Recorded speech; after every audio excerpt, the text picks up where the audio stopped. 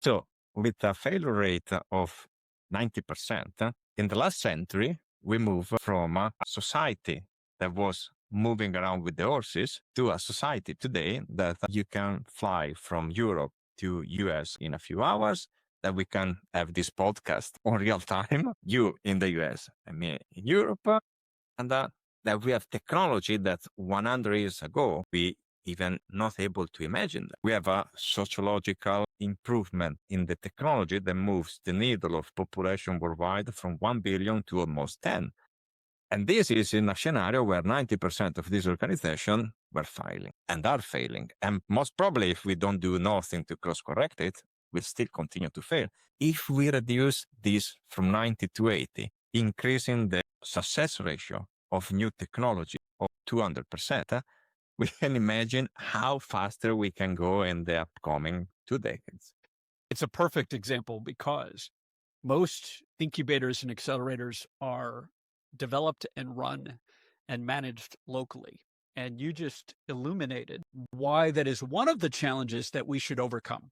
And that challenge is that most programs then only have local mentors, local investors, and the local community. That we've gone from a company being able to access 100,000 or 1 million potential customers to hundreds of millions to 1 billion people throughout the world, thanks to the internet, thanks to our access and podcasting like this. We have infrastructure that enables us to connect with everyone everywhere. And so imagine you're a founder coming through a program in your city.